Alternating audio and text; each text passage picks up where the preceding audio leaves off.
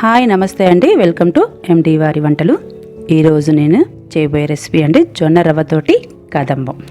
దానికోసం నేను 1 కప్పు జొన్న రవ్వను తీసుకొని శుభ్రంగా కడిగి 2 గంటలు నానబెట్టానండి. అలాగే 1 cup beetroot, carrot, onions, tomato, ginger garlic paste అండి, అలాగే గ్రీన్ చిల్లీ మరియు బీన్స్ అండి, కరివేపాకు, పోపు దినుసులు తీసుకున్నానండి. ఇది చాలా హెల్త్కి మంచిదండి. ఇది ఒక స్టవ్ వెలిగించుకున్నానండి. ఫస్ట్ కుక్కర్లో చేస్తున్నానండి. నేను కుక్కర్ పెట్టుకున్నాము.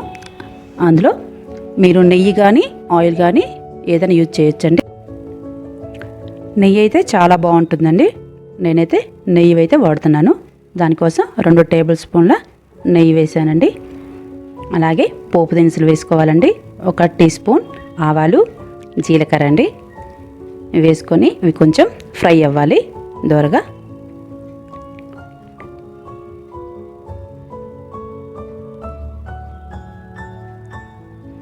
ఫ్రై అయ్యాక అందులో ఇందాక నేను చూపించా కదండి, ఆ పీసెస్ అన్నీ వేసుకోవాలి. Beetroot, carrot, onions, beans, green chilli అన్నీ వేసుకోవాలండి. అవి కొంచెం వేగాక ఇందులో మనం జింజర్ గార్లిక్ పేస్ట్ చూపించాను కదా, నేను నేను తీసుకున్న క్వాంటిటీకి 1/2 టీ స్పూన్ సరిపోతుందండి. అందుకని చెప్పి 1/2 teaspoon ginger garlic paste వేసుకోవాలి. ఇది కూడా కొంచెం ఫ్రై అవ్వాలండి.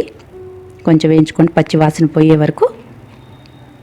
తర్వాతకి ఫైనల్లో మనం టమాటా యాడ్ చేసుకోవాలి. ముందే వేస్తే ఏంటంటే గుజ్జు అయిపోతుందండి. అందుకని నేను టమాటాని ఫైనల్గా యాడ్ చేశాను. ఇవి కూడా కొంచెం పచ్చి వాసన పోయే వరకు వేయించుకోండి. మీ రుచికి సరిపడా సాల్ట్ వేసుకోండి. అలాగే కొంచెం పసుపు, కొంచెం రెడ్ చిల్లీ పౌడర్ అండి. మనం ఆల్రెడీ గ్రీన్ చిల్లీ వేసుకున్నాం, చూసి రెడ్ చిల్లీ పౌడర్ యూజ్ చేయండి. ఒకసారి బాగా కలుపుకోండి. నేను 1 కప్పు జొన్న రవ్వకి 3 కప్పుల వాటర్ తీసుకుంటున్నానండి. ఒకసారి బాగా కలుపుకోండి. దాంట్లో మనం కడిగి శుభ్రంగా పెట్టుకున్నాం కదా, ఆ జొన్న రవ్వ వేసుకొని ఒకసారి బాగా కలుపుకోండి. ఇందులో కొంచెం కరివేపాకు వేసుకోండి.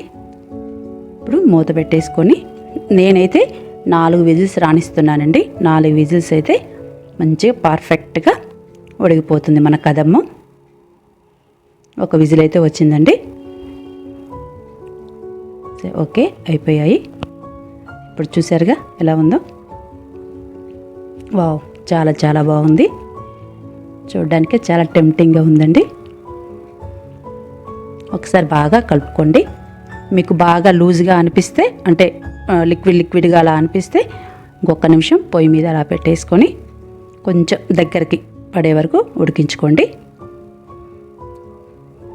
ఇలా చూసుకోరా ఎంత బాగుందో. క్యారెట్, బీట్రూట్ బాగా కనిపిస్తున్నాయి కదా. హెల్త్కి చాలా మంచిదండి. డైటింగ్ చేసే వాళ్ళకి చాలా బెస్ట్ రెసిపీ. చూసే మన ఎమ్మి జొన్న రవ్వ కదంబం రెడీ అండి. నా వీడియో కనుక మీకు నచ్చినట్టయితే like, share and subscribe to ఎండి వారి వంటలండి. దీన్ని నెయ్యితోటి సర్వ్ చేసుకునేప్పుడు నెయ్యి వేసుకోండి. చాలా బాగుంటుంది. టేస్ట్ మాత్రం సూపర్ అండి. మరొక కొత్త రెసిపీతో మళ్ళీ కలుద్దాం.